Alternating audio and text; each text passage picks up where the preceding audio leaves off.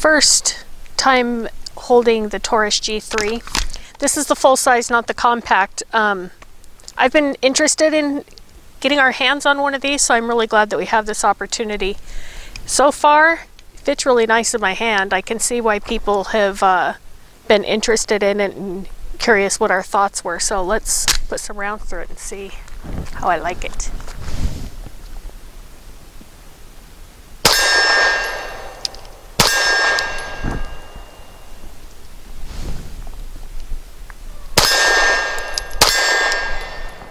So far, I like it.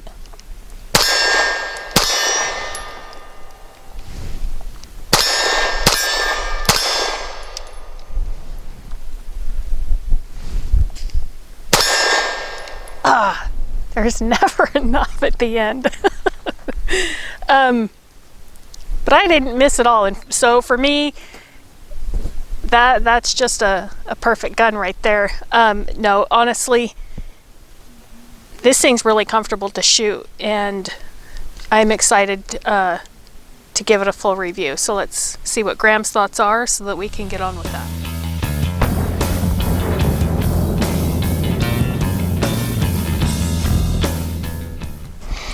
Well, Tia got the first 10 shots out of the Taurus G3.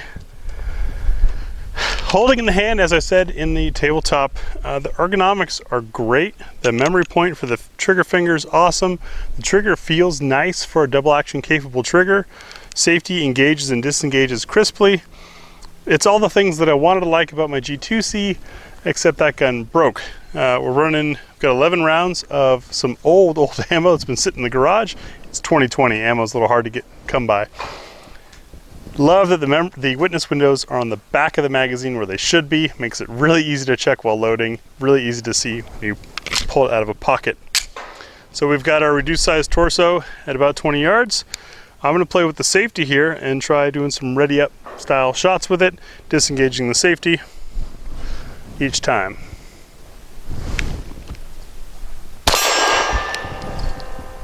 Pretty smooth.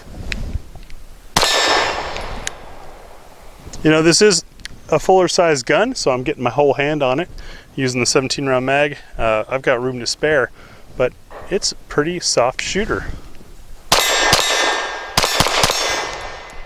2 out of 3 on some rapid.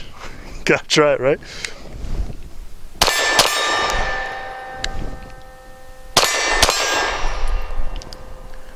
Very comfortable shooter. Man, if this thing makes it through What's for Dinner and proves to be accurate, this might be a winner of a gun. Certainly is affordable. Let's see how it does.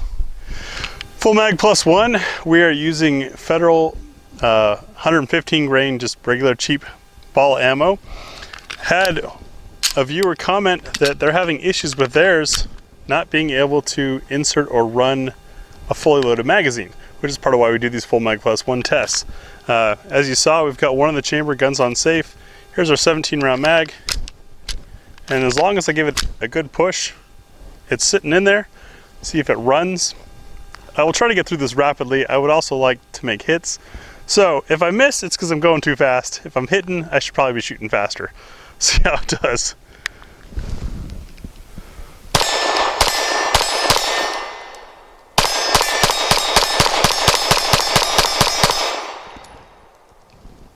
No issues.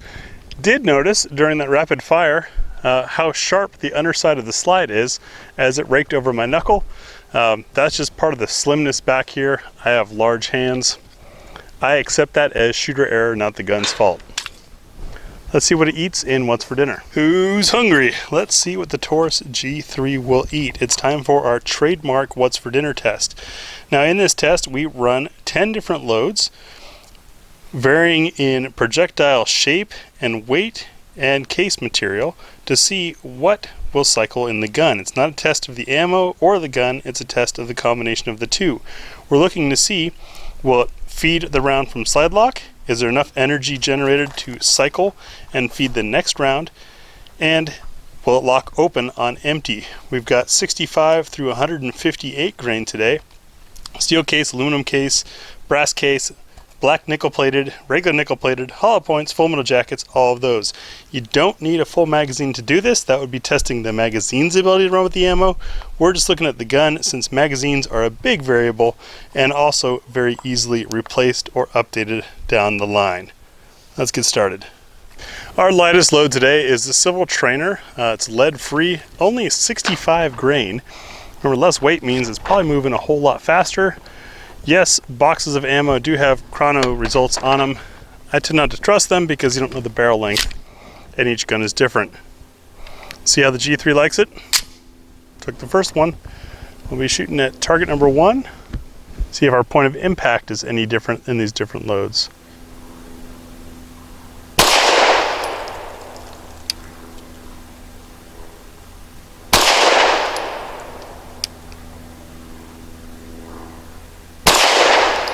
No cycling issues, and it locked open on an empty slide.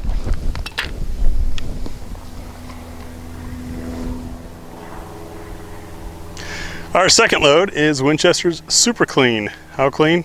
Well, folks, it's super clean.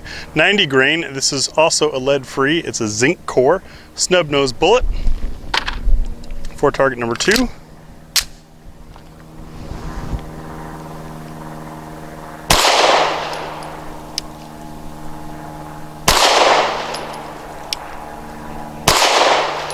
And a little more recoil than that 65 grain. Did lock open on an empty slide. For target number 3, we've got Spear's Classic Gold Dot 115 grain. So actually a normal bullet weight for American standards.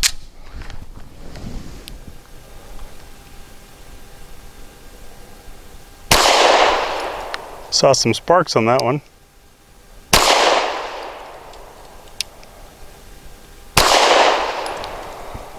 Grouped nicely, certainly more recoil than the light loads. No issues cycling. Target number 4, we have Wolf 115 grain steel cased ammo. Now remember that steel expands and contracts at a different rate than brass, so sometimes it can stick or cause issues in guns. This stuff also tends to be a little hotter because it's loaded to European standards, not American standards. Target number 4.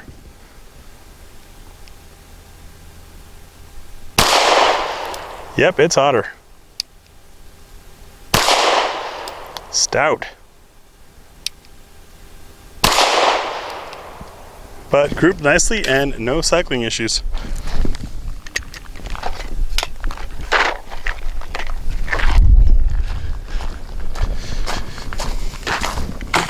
Target number 5, Blazer Aluminum 115 grain. Aluminum, just like steel, expands and contracts differently than brass. It is, however, light and cheap, which makes the ammunition pre-2020 inexpensive and a favorite for plinkers. Very affordable. Safety is on in an affordable gun. How's it do? Target number 5.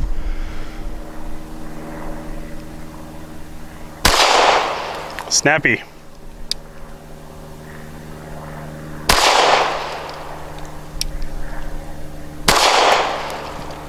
Didn't group as tight, but no issues cycling this gun.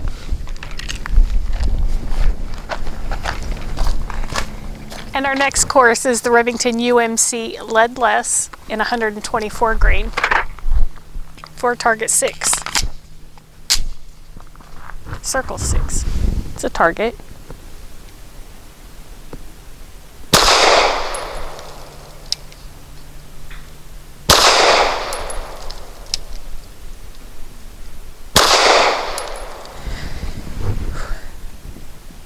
Those were pleasant. It had a softer oomph to it. Nice shooting. All right, next up we have the Archon by Gecko black nickel plated. These are 124 grain for circle number 7. Hollow points.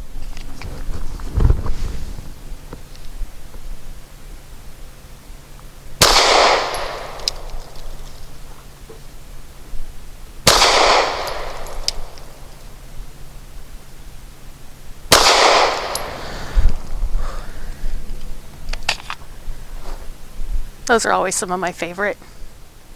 Federal, 138 grain synthetic segmented hollow points. Most importantly, they're blue. And I'll attempt to put these on circle number 8.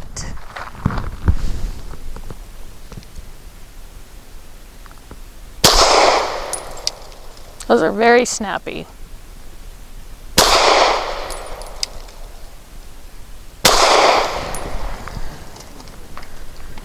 Smell funny. They always smell funny. Nice group though. Thanks. And next are the Browning 147 grain black nickel plated case. These are a hollow point. They're a sexy little round. Circle number 9. Let me get my footing straight.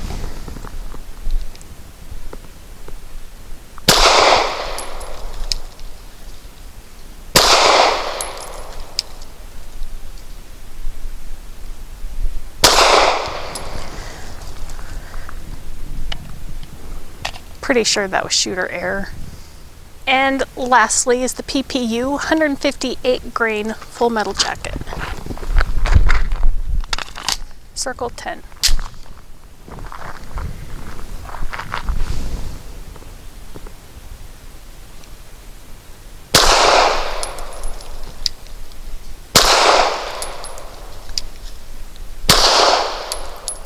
Those are always so soft and pleasant to shoot. Nicely done. And for the accuracy part of what's for dinner, we're going to be using the Nosler 147 grains. We're about 7 yards and we'll be taking 5 shots. I'm going to aim for the right circle square.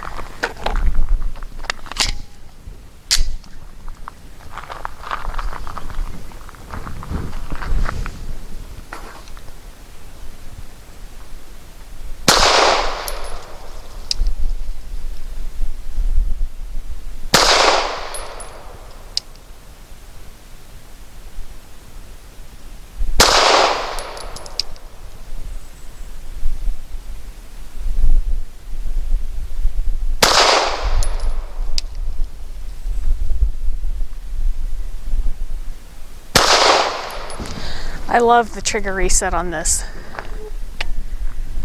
For my 5 shots from 7 yards, also using the Nosler Match 147 grain. At the left circle square.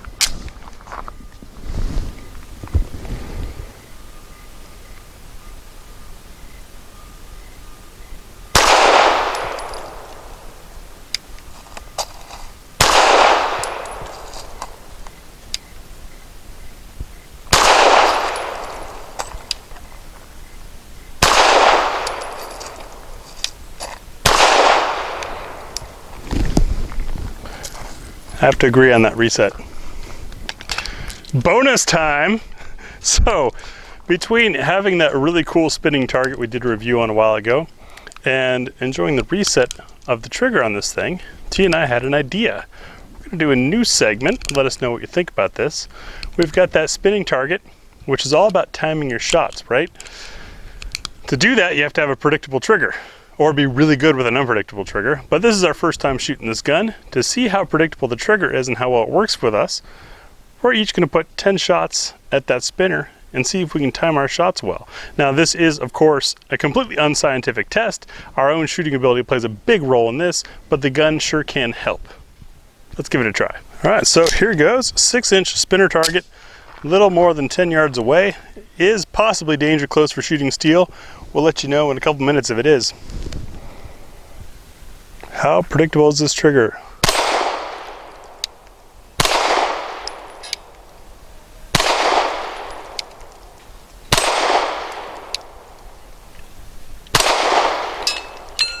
Oh, yes, I consider that a win.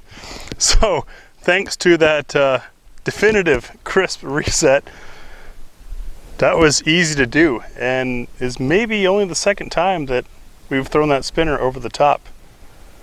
Granted, we're only 10, 11 yards away, but point being, the trigger was predictable enough that I could time my shots.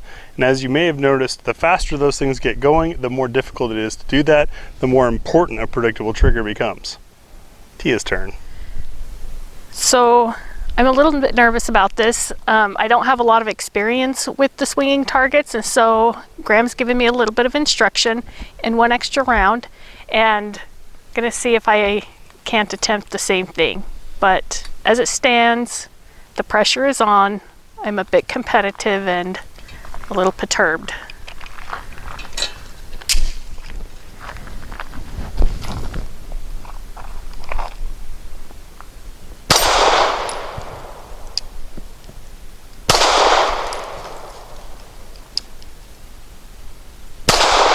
I find that I rush these.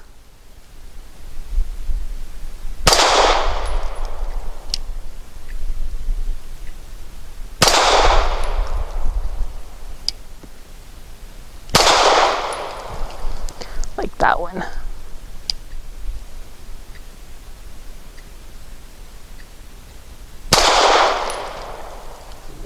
And it's also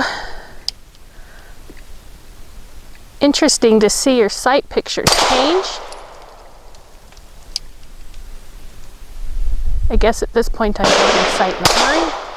I'm hitting really low.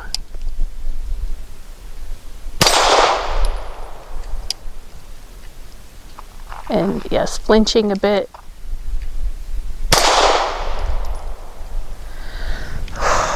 Well, at least it stayed swinging. I'll get it eventually. Hitting a bit low is classic with rushing a shot and feeling the pressure, but the important thing in what this whole test was about is, could you make the gun fire when you wanted it to fire, or was there any delay or any surprise? No, the gun fires. The gun's extremely predictable. I'm very impressed with this gun, and quite appreciative that we've taken the opportunity to try this particular experiment with this one, just because it is so pleasant to shoot.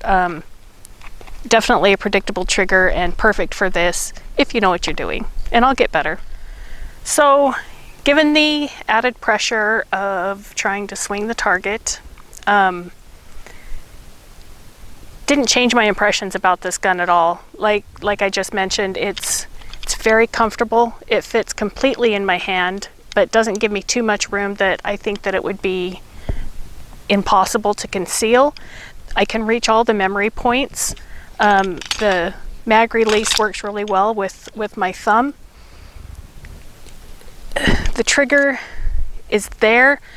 And I shot the heavier loads in What's for Dinner, and I didn't notice recoil that you may have heard me talk about before being unpleasant or hurting or anything.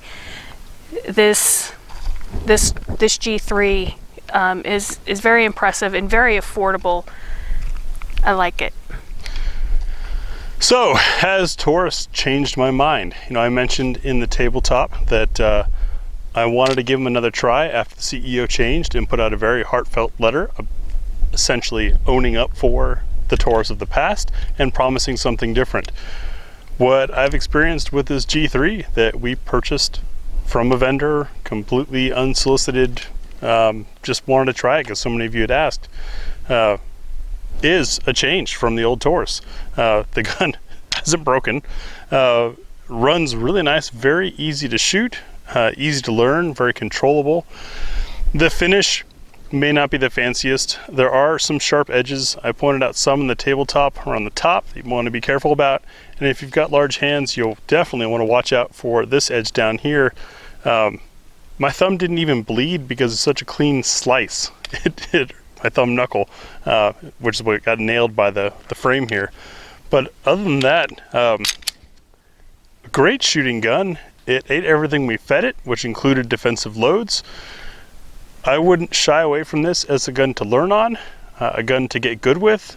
I wouldn't shy away from it as a defensive gun. You've got rail space for a light or laser, and it ran those defensive loads. So I think Taurus has a win with the G3, and hanging around $300, at least currently in 2020, is a heck of a deal.